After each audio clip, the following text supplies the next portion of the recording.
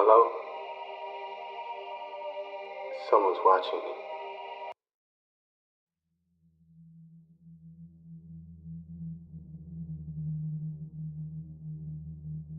Blood red. I walked through the open door. My red tank top and shorts were soaking from the wet because unfortunately, I didn't look at any of the weather reports that morning. I had told Mom I would be home late from school because of some science project. But no, this was the afternoon of Halloween, so I wanted to scare her. I locked the door behind me, keeping as quiet as I possibly could, then tiptoed upstairs, avoiding the multiple creaky floorboards. I pushed her bedroom door open and saw her asleep on her bed. I slid underneath the bed and poked my fingers into the mattress. No reaction. Damn it. I jabbed my finger harder into the mattress. She screamed. I slid out from under the bed. She screamed again. Francesca, you're 16. Go bother Isaac or Lily, she yelled, pointing to the door. I stormed out, walked down the hallway, and literally kicked my brother's door open. I scooped him off the floor and walked into my little sister's room. My brother and sister are like twins. Both have golden brown hair, green eyes. I'm so different to them, having dark golden hair and red eyes. But I don't like to talk about that. I set my little brother down on the floor and let him wander over to my sister. Lily was sitting next to her dollhouse, playing with her favorite doll, the one I had bought her for her 5th birthday. Okay, Mom told me to annoy you two, so I started to say, but stopped when I looked at my little sister's face, red around her eyes, like she had been crying or something. And she had a medium-sized cut on her forehead. Lily, what's wrong? I asked, pulling her close to me. She wrapped her little hands around mine and started to cry again. Although she's the youngest, she's more grown up than anyone. The men hurt me, she choked out in between sniffles. I stroked the top of her head. She was probably just imagining this, since she had never said anything like this before. But just to be sure, I needed more information.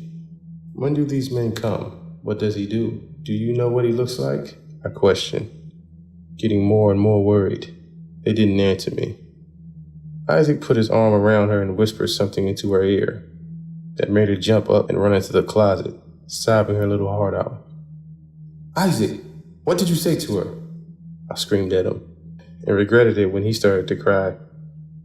I pulled him into a little hug, letting his tears soak into my shoulder.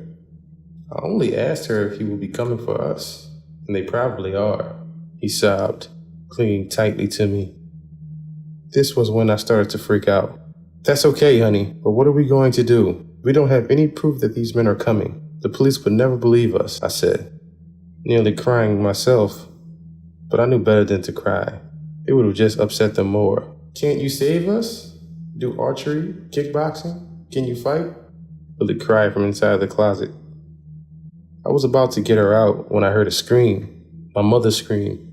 I pushed Isaac under the bed and told him to tell Lily to stay hidden too. I ran from the room, fucking terrified, then heard a man's laugh. I tried to open my mother's bedroom door, but it was locked. Shit. That was it. Something inside of me snapped, making my world twist around. I kicked the door, breaking a hole in it. Continued until I finally broke down the door, and my heart sank. I saw my mother's body laying on the floor, mangled, intestines pulled out, and her eyes gouged out. I turned to the man, then ran at him. He killed my mother, so I guess I needed some kind of revenge. And I couldn't just run away. There was a chance I'd be followed, and there's no way I'd be able to carry 2 children and run at my fastest pace. The phone was downstairs, so I couldn't go down and get it to ring the police, as I'd leave Isaac and Lily upstairs, unprotected. My extremely sharp nails would have to do as some kind of weapon. I tackled the man to the floor, swiping at his face with my razor-sharp nails, cutting large scratches into his face.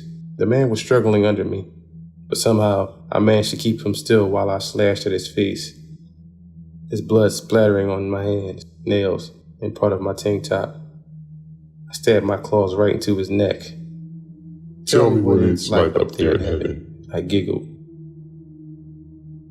pulling my claws from his neck. The man choked and coughed up a lot of blood. He choked to death on his own blood.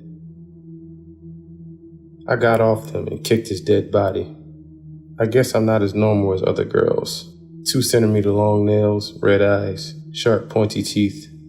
I really wasn't normal. I looked at my mother's corpse again. The blood that poured from her just made me thirsty. The intestines pulled from her just made me hungry. I decided to change my name to something that matches my look. Blood red. Fran, help, please. My brother and sister yelled. Their voices were full of fear. I rushed over to the room as fast as I possibly could.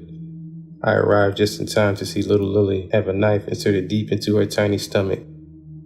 Isaac was crawling backwards away from the man, who turned sharply to see me, bursting through the door. The man let go of her and let her fall to the ground, coughing up blood. I charged at the man, sinking my claws deep into his throat and back. I chuckled as I said my new catchphrase again, licking the blood from my claws. My little brother looked at me, horrified by the new me, when I had just saved his fucking life. He stood up, backed away from me, hitting the wall crying. I walked over to him, smiling slightly, and put my claws under his throat. You don't love me? Even though I just saved you? I said, pretending to be sad. Isaac's eyes widened, and he shook his head quickly. I do love you. You're my big sister. But you've turned into a monster now. Look at yourself. He cried, raising a finger and pointing at me. I smacked his hand down angrily. Isaac whimpered and looked down at the ground. Monsters are the people who killed our entire family. I paused and kissed my little brother's cheek, my claws still under his throat. Isaac, tell me what it's like up there in heaven.